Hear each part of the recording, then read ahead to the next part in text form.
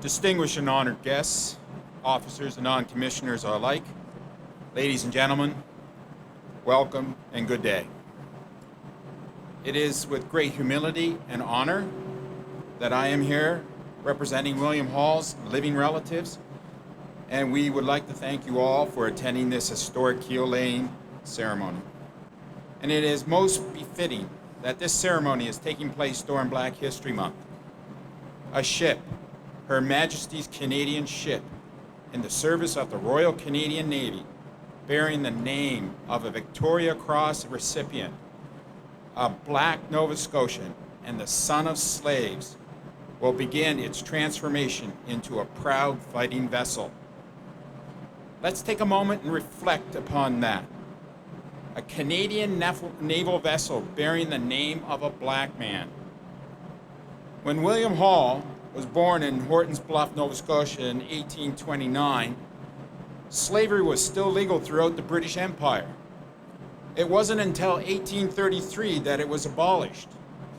When Hall distinguished himself at the Battle of Lucknow in May of 1857, for which he was subsequently awarded the Victoria Cross in October of 1859, blacks had only been considered legally free persons for only 24 and 60 years respectively. Yet in the United States, slavery would not be abolished until 1865. Though this is an historic occasion for both the Royal Canadian Navy and the Canadian Armed Forces as a whole, we must never forget that from 1910 until 1943, should Hall have been a young man wishing to join the Royal Canadian Navy, he would never have been granted permission to serve. The reason being institutionalized racism. It was official policy until 1943 that all personnel had to be, and I quote, of pure European descent of the white race, end quote, before an application would even be accepted. Thankfully, policies, institutions, attitudes, and people have all evolved over the last 78 years. The Canadian Armed Forces and all of its elements have both men and women of all races, colors, creeds, religions, national origins, sexual orientation, and various walks of life serving within its ranks. This is a great testament to both the country and the armed forces for which we have evolved into. A country and armed forces that values respect and dignity for all, where a person is valued for their gifts and abilities, not judged by their gender or race. It is important that all Canadians know about the HMCS William Hall. It represents a Royal Canadian Navy and Canadian Armed Forces that has come to value diversity and inclusion. Knowing and seeing a Canadian naval vessel bearing the name of a Black Nova Scotian, a Black Canadian, and a Black naval herald will allow those blacks and other minorities throughout Canada to feel maybe there is a place for them within our ranks. In order for all blacks and all other visible minorities to feel welcomed within our ranks, they first must see others like themselves within our ranks and positions of leadership. The HMCS William Hall will be that glimmering beacon that diversity and inclusion is valued within the Canadian Armed Forces, just like the Chief of Defense Staff is prioritizing today. If Hall was alive today, he would be wondering what all the fuss is all about, naming a ship after him. The reason being, he was a humble and simple man.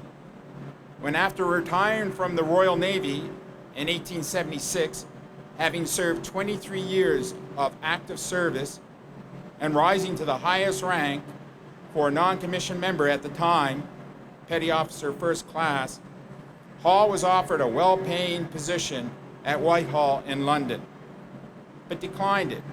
Instead, he returned to Hantsport at the age of 47 after having been away from home sailing the world for almost 30 years.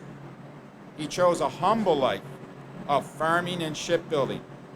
He was not interested in the big city, wealth, or power. He wanted to return to a simple and quiet life. The reason why I make mention of this is because Hall served quietly, honorably, and with distinction. He felt that he owed a debt to the British for saving his parents from a life of slavery in the U.S. For him, service was duty, for which service was its own reward. To all the men and women that will have a hand in fabricating this fine vessel, I say to you all, you are following in the footsteps of history. Nova Scotia has a proud history of shipbuilding. And as you all know, Hall too was a shipbuilder.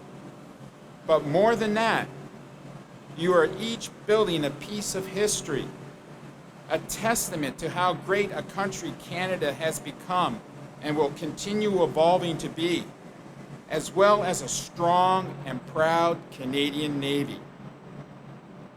It is the heartfelt hope of all the Hall's living relatives that his story will inspire and motivate all those that have heard his story, that all those that serve upon the HMCS William Hall will possess the same fighting spirit, courage, devotion to duty, silent service, and humbleness that Hall demonstrated throughout his entire life.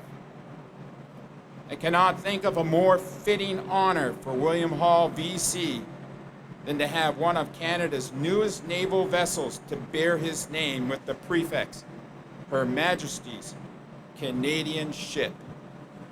On behalf of all of the relatives of William Hall, we thank you for attending this heroic event. Thank you.